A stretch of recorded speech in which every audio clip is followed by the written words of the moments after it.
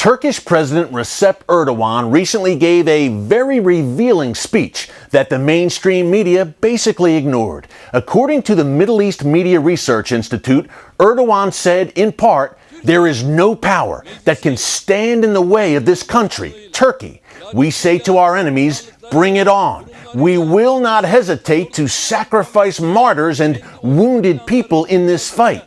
Can those who oppose us in the Mediterranean Sea and around it accept the risk of the same sacrifices? He went on to say, do the people of Greece accept what will happen to them because of their greedy and incompetent leaders? Do the people of France accept the price they will pay because of their greedy and incompetent leaders? Now, these are direct threats coming from the leader of a NATO member nation against other NATO member nations.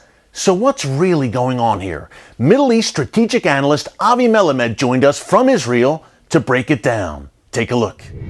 Here is something interesting about Erdogan. Erdogan is a bully, but he's a very sophisticated politician, and he actually changed dramatically Turkey within less than 2 decades. Erdogan is inspired, I would even say obsessed, with a vision of reviving the glorious day of the Turkish Ottoman Empire. And he is leading a hegemonic vision. He is actually focusing in simultaneously in couple arenas, in some arenas. One of them, for example, is the eastern basin of the Mediterranean and the central part of the Mediterranean. It centers around the story of the huge gas reservoir in the eastern basin of the Mediterranean. Erdogan would like to be the one who called the shot. Now, the issue is that there are other regional players like Israel, like Egypt, like Greece, like Cyprus, who has interest in those gas fields. And basically what we see today is that Erdogan is on a collision track or a friction track with those players that I mentioned before around the story of the gas.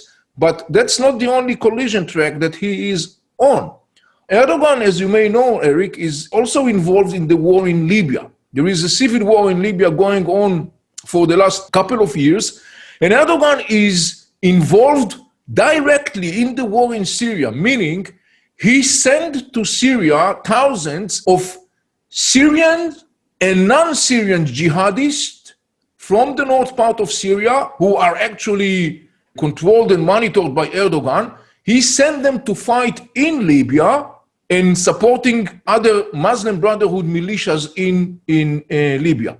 Erdogan's involvement in Libya fuels a growing tension with Egypt because Erdogan and Egypt are on a serious collision track. Egypt, as well as Saudi Arabia and the United Arab Emirates, are definitely not happy, to say the least, with Erdogan's hegemonic vision, and they are trying to blocking and thwart it. There was a period of time, a couple of weeks ago, that things between Egypt and Turkey escalated to the point Egypt army was in higher alert because Egypt basically said that as far as it's concerned, Libya is a red line for Egypt.